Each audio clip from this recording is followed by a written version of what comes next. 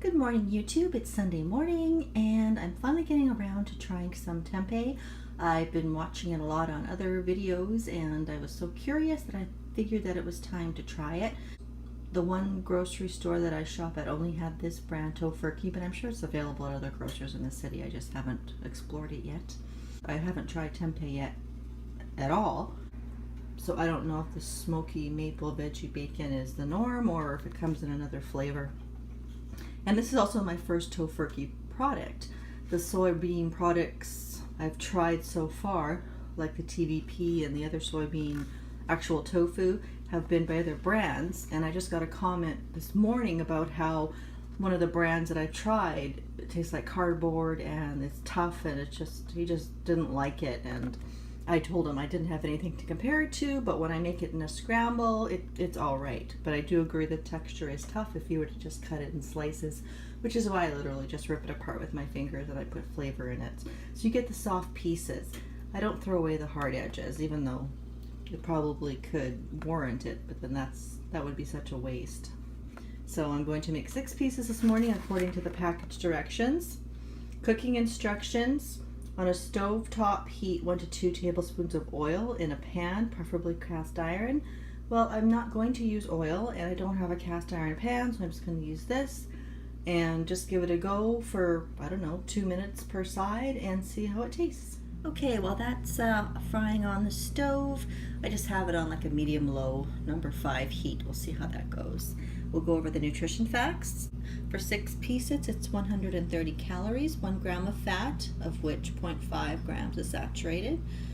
Cholesterol, 0. Sodium, 300. I expect that for processed food. Carbs are 17 grams, fiber 5, and sugars are 3, which is pretty high for me being diabetic, but that's the flavor they're using, that maple in there.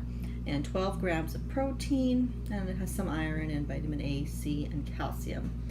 It was made in Oregon, so I guess that's where their office is in the United States. Tofurky company, and it is certified organic. But I have no idea what TILTH means. I'll have to look that up. I like the packaging.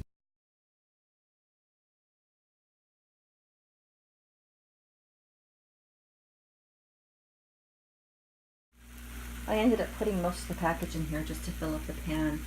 And yeah, this is 2 minutes per side, so I'm going to flip them over. This is after 2 minutes on the second side. As you can see, it is browning up nice. It probably would have looked more like the box.